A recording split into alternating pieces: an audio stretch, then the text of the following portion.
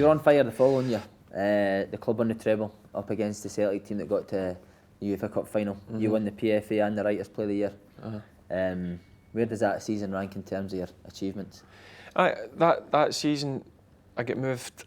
I think was that a season I scored 20 goals. I think something like that. Just off the front with you. Dick moved me a bit further forward. He shuffled me at that stage.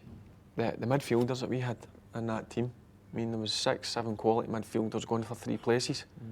So he shuffled it about a wee bit, and he moved me further forward a couple of games, and I scored a few goals, and he left me that season. And then I think the following season, then he pulled me and says, "Listen, how long do you want to play football for?"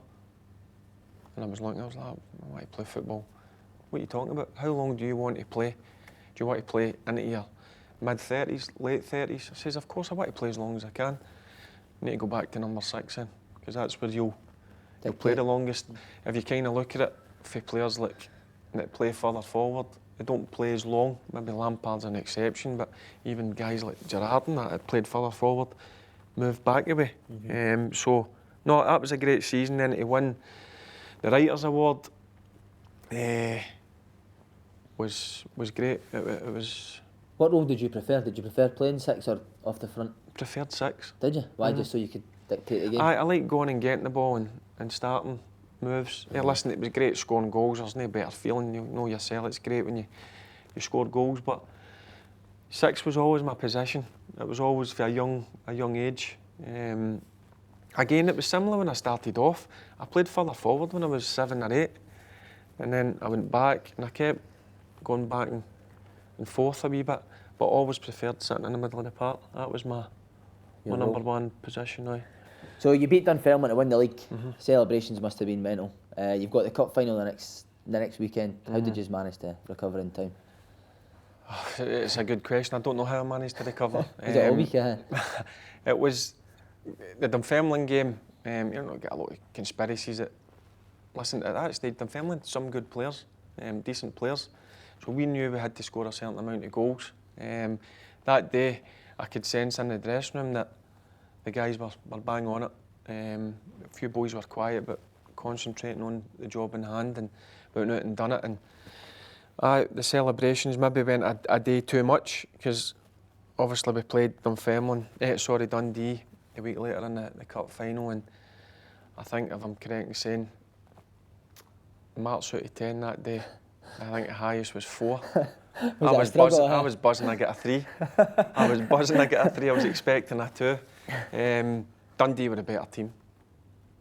We probably over-celebrated, but listen, the way we won it against Dunfermline, you know what I mean, the league, and then going on to the Dundee game, Dundee were... Big Amo scored the goal, I think, against Dundee. Dundee were all at the topish. It was a horrible game, 1-0. Dundee better team. But listen, at the end of the day, we won the game. And then you're right back on it again. Then we were celebrating again. So the liver was a bit sore for the next couple of weeks after that. And then that season, Rangers qualify for the group stages of the Champions League, and you leave the club. Why was that? I had the year before, there was a number of clubs that were interested in me. I wasn't interested in leaving, I'll be honest with you. Played that season, as we just previously talked about, Dunfermline, Dundee. And then there was, again, a couple of clubs had come in for us. I kind of just let the club deal with it. I didn't want to play it on my mind, but at that stage the club were needing a bit of money at that stage. And they had to meet a valuation, and Blackburn met the valuation. I knew that week leading up to the Copenhagen game, that was my last game. Did I want to leave? In hindsight, I probably shouldn't have left. I should have stayed another season. So did you feel there was no choice in the matter? No, they needed money. Listen, at the end of the day, the decision is left with me. But I spoke to Graham Souness, who again was one of my heroes. I know I was only young when he came to Rangers, but I spoke to him a couple of times on the phone. I went back to Rangers and they're like, "Look, they've made the evaluation now." Went down to speak to them, and I knew as soon as I signed, I knew a week later I'd made a mistake. Why? I just didn't feel right. No. No. Didn't feel right. I think you've said before you missed the intensity of Rangers. Aye, it was a strange one. Listen, Blackburn were a great club. The people round about the club, some of the players they had Two-Guy was there, Amo was there, Yorkie, Dwight York up front, Andy Cole, Lucas Neal, Brad Friedel, we proper players. But I just couldn't get this, going out, and if you drew a game or you get beat a game, you never really get booed. I couldn't get my head round about that.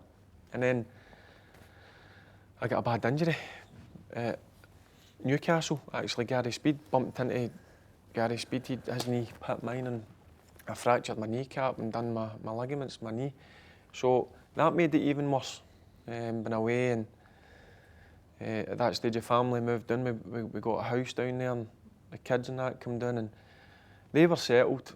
Missus was settled, but in the back of my head, I needed put under pressure in games in terms of having to go out. Listen, I know all teams want to go out and win, but I'm saying it's a disaster up here if you don't win.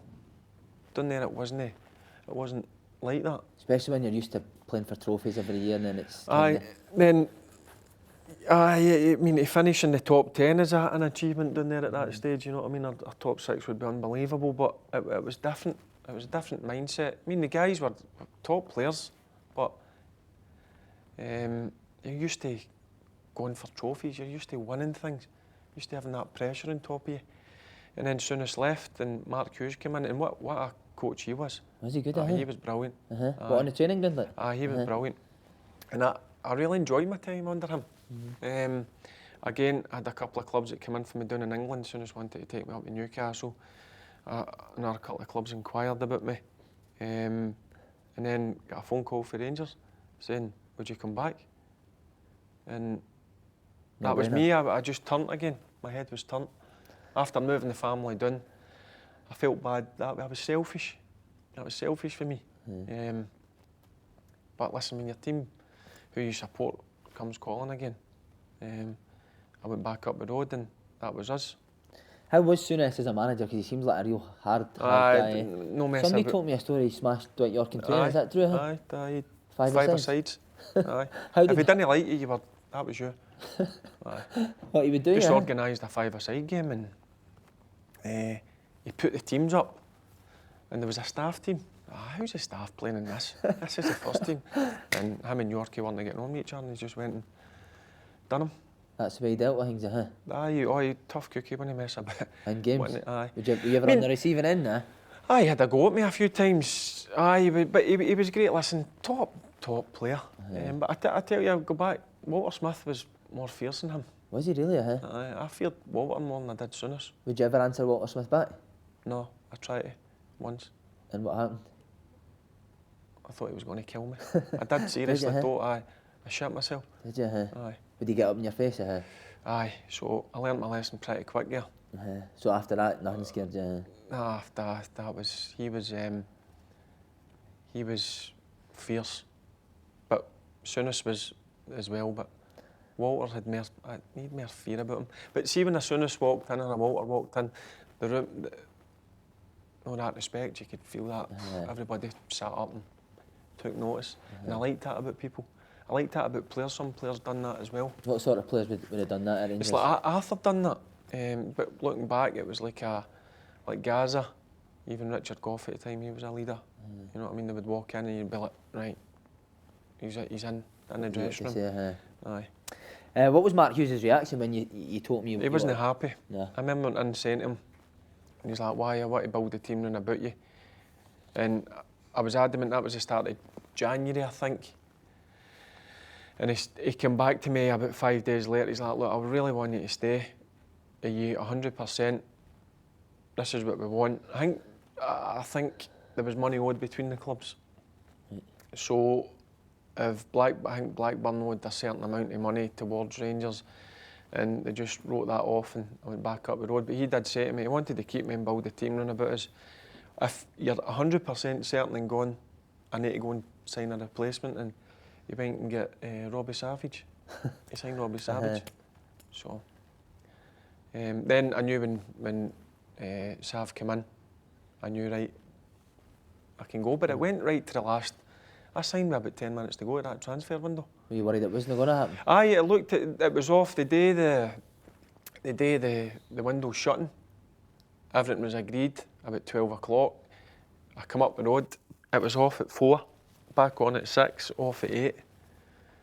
And then never heard anything until I'd done my medical and whatever, they still, because I had a bad injury doing it at Blackburn. So they sent me through to Edinburgh instead of Glasgow, because people were hunting about trying to get us. So I went through to Edinburgh and done it.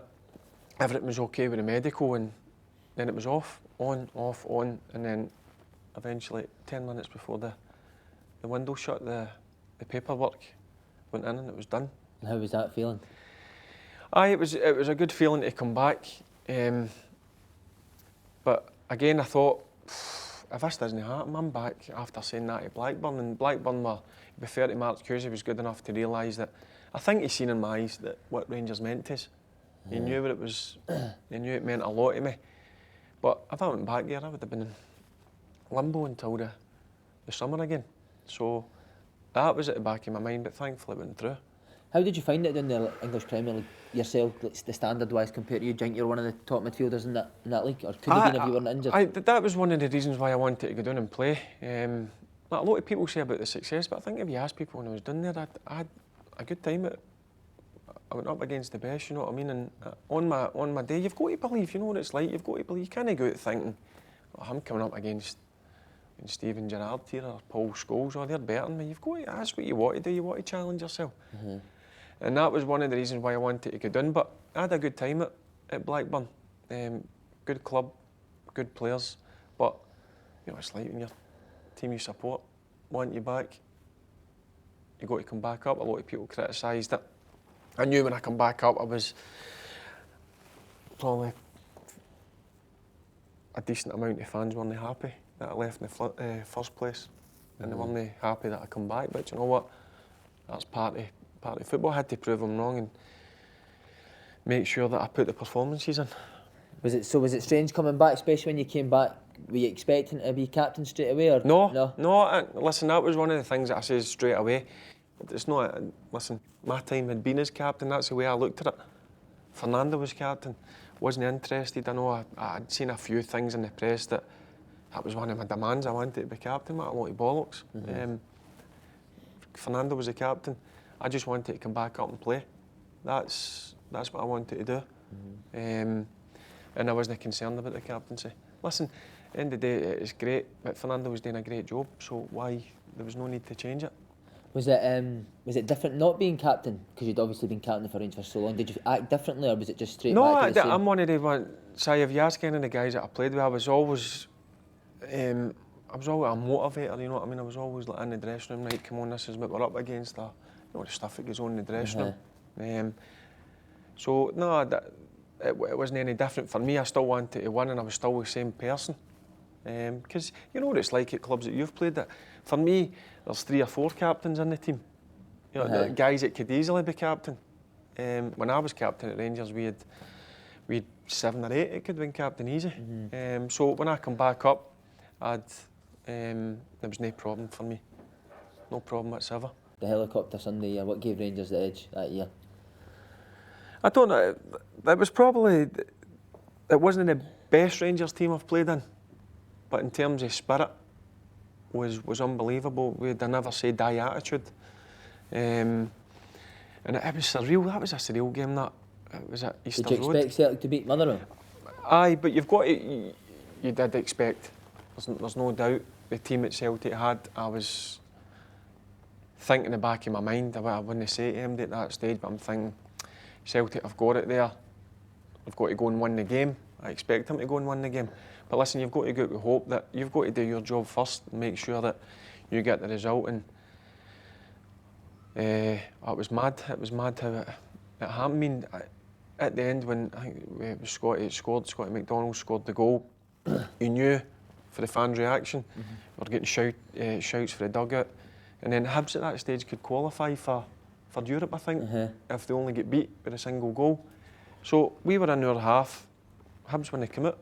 So we were just passing the ball about for about 3 or 4 minutes. No pressure or anything, we just kept the ball. And then the whistle went and it happened. So you've still got to be professional at the back. I mean, I wouldn't have said that in the dressing room, but looking at Celtic's team, I fully expected them to go and win that game, but you've got to go out and do your job first, and listen, it happened. It was great for us. After that season that he's won the league on the last day, the following season was a poor season for the club, finishing third behind Hearts, I think it was. What do you think went wrong that year? Just didn't. Listen, see, it's professional. You've got to hold your hands up. It wasn't good enough. The performances that we were putting in just wasn't up to Rangers standards. That's as simple as you can put it down. It's not about going in. Listen, we worked hard. We had plenty of meetings about it, and again, plenty of arguments in the dressing room. Like, no happy with what's going on. And again, I didn't mind that side of it. It was guys. For me, when somebody starts arguing or lets their feelings known, that shows me that they care. And there was boys in that dressing room that did care about it. But listen, at the end of the day, it's not good enough. It wasn't good enough. See, if you're training, like, can you tell when is training no as good? See, when you're doing well, is training buzzing, and then when you're not doing so well, is it flat through the week? There was. I mean, you know yourself when you're going through a sticky patch. Training isn't up to the standards it should be. You know what I mean? And you maybe try and do something in training. It's like in a game. See if it wasn't going well for me in a game. I always stick in my mind. It was my dad. Always says to me, "Make something happen." I'm like, "What are you talking about? Go and tackle somebody. Go and hit somebody, but let them know you're there. Get a reaction for the fans." And that's what I try to do in training and in a game when it wasn't going well. I mean, I remember Walter Smith. I don't know if you remember that with Mixu Park line, and he just started arguing with him at the side for no reason at all, and the fans went mental. And that's what I used to do in a game. Like, miss time a tackle, no trying to hurt anybody, but and then the fans would go mental, and then you'd look round about and the boys would get a buzz off it. But you would have to take a booking for it. But I think that's game management, you know what I mean? That's you trying to get a reaction. But that season's not good enough. It wasn't good enough, and it's not acceptable. Were boys nervous not going into games when they weren't doing well? Aye, but I mean, listen, when you're there, you've got 50,000, but certainly at home, they come with expectation of you winning. And when you're not winning, some people handle pressures differently. For me, if I was getting criticised, I try to use it in a positive way.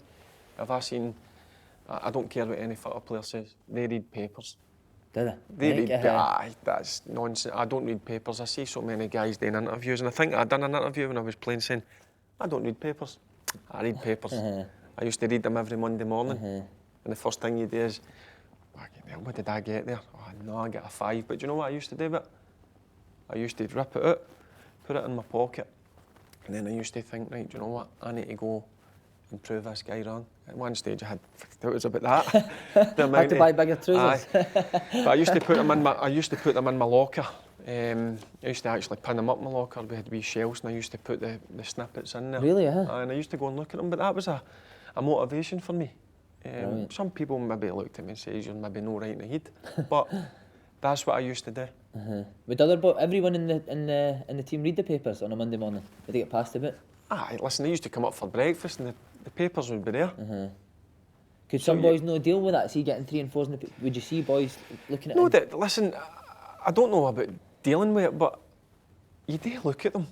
You do, and listen, you can't hide for the fact that, see, if you don't read the paper, some of the boys, one of the guys that were reading the paper, saying, "Oh, look at you get 4, but you were murdered on Saturday." You know what I mean? So they would let you know. So that's what I'd done. I took them down and I put them in my wee ducket bit in my locker, and I would go and look at them, maybe leading up to a game, and think, right, you know what, I need to go out and prove this guy wrong. But the press have got a job to do. It's their opinion, and you've got to respect that. But you know yourself, see when you're not playing well or not firing, you're going to get criticism, especially at Rangers. Club like Rangers, So that following year, Paul Le Guen comes in. When his name first got linked to the job, were you excited? Looking forward to it. His record at Lyon was... Did you speak to him before he came in to start the job? No, I don't know if anybody did, really, but we knew he was getting the job, and automatically, hadn't really heard him. But obviously knew he was manager at Lyon right away. You'd go on the internet and check him up and see what what he was all about, and his record was great at Leon. So when did the concerns start to kick in? Was it early doors? I'll go on record and saying I never had one bust up with him, never had one argument with him. I don't know where all this comes from. I just think he came in and thought, I just think he get a shock at how big Rangers was. Right. I think he get a shock. But see to the system. pre-season or that? Pre-season was totally different from what I've ever experienced. In terms of his layout of what he was wanting to do in pre-season. All the long runs, remember you used to do longer runs when you were 16, 17? We used to go and do like 45-minute runs. As the years went on, it got shorter and shorter in terms of it was more with the ball and running with the ball, all shorter stuff. Because if you think about it, I know you need to get a bit of long running in, you know what I mean, to boost the stamina, but his pre-season was like, he loved that. I mean, after looking into it, he was a long distance runner and all that sort of stuff. He used to go and run in desert treks and all that sort of stuff. But his pre-season, it wasn't enjoyable, but do you know what? You've got to go and do it. He's a manager. It's put in front of you. It was totally different to what I was used to. But I never had an argument with him. I never fell out with him. All these stuff that came out that there was a small group of guys that were going against him. No, I tell you what, I was guilty. I was guilty of letting it build up inside me when we were playing and we were going through difficult times, and when he was coming in and telling the team, it's okay, we must stick together and we move on to next week. I was letting it build up inside. I don't know if you remember the game we played Inverness Cali. Oh, yeah. 2-1, they beat us up there. We scored, I think I got fouled for the penalty. We went 1-0 up. They beat us 2-1. Deservedly beat us 2-1 in the second half. They wanted it more. And they came in and they said the same thing. And I just let rip. This is Rangers. This isn't acceptable. There's no chance. Now, if I'm guilty of like speaking out and speaking my mind, I done that after that game. Would he come back at you now? Would he come back at you? No, there was no argument. I just says, this is Rangers, this is no... I think at that stage, I'd need to look back. I think we were maybe 4th or even 5th in the league. I can't remember, I'll need to look at it. But no disrespect to Inverness Cali, listen, they had good players, no doubt, but we're Rangers here. And we're dropping points against teams that we should be beating. So, I let it out a wee bit, and there was no arguments, nothing in the dressing room. After I had said that, we flew back down to Glasgow. We were playing Motherwell, I think. That was the next game. And I come in the day of the Motherwell game or the day before the Motherwell game, because we would go to the hotel. Right. I come in, put my bag down, Yves Coulou. This is how simple it is. Yves Coulou, who was assistant manager, comes in, he's like, Paul wants to speak to you. Or the manager, I can't even remember what he called him. I was like, no problem. Into his office, I went in to sit down, don't sit down, that's you finished. You won't play with Rangers again. In 5-10 seconds, I was like, no, please leave. Oh, just because you said that after a game? That was it. So I walked in and get my bag. And I was a complete daze, because the boys at that stage were, some were getting changed, some were walking in, some were up having lunch, coming back down. And I had to get out because my head had gone. I would have done something stupid. You know what I mean? I'm no scared to admit that, I probably would have. So I had to get my bag and get out as quick as possible. And people were shouting on me, where are you going? Where are you away to? So just I ignored everybody, because I had to get out of that situation I was in. See how you said you'd let that build up? Why did you let... See, it was a Walter Smith and Alex McLeish, and then do you know what? I asked myself, it's a great question. Thanks, mate. Great question. I'm surprised that you've asked that. I don't know. I honestly don't know. Was it maybe because I had seen... no struggle, but I'd seen him no realise how big Rangers was, you know what I mean? I wanted... listen, I was there. I wanted them to do well. Like any Rangers manager that comes in, I was desperate for him to do well. So was But he it not just- approachable? No, I couldn't approach him. No? No, I couldn't talk. No, he was. But again, listen, I've come across loads of coaches in my, and some managers that are not as approachable as others. I'm fine with that. Everybody's got a different way of working. But very within himself. Right. But I just think he came and he got a shock to his system, how big Rangers was, and how big a job it was that he had to do, and the expectations of the crowd. I mean, when you play with Rangers or Celtic, it's 24/7, no matter if you're going out to buy a pint of milk or you're going whatever, you're going out with the missus for something to eat, everybody knows who you are. And I think he was, I think he was like, wow, what is this all about? But it annoys me, I keep seeing things Still says about it, but I actually met Yves Callou at a game 2 or 3 years later, an Old Firm game. I was up in the club deck, had a conversation with him, like nothing had happened. And I actually think Paul Le Guen had done an interview and had mentioned that there was no issues or whatever. But that's the way it ended. It was, again, it's something that gets stuck with you know what I mean? That people say, oh, you caused uproar. Listen, if I was guilty of one thing, and that was being passionate after a game and letting it build up inside me.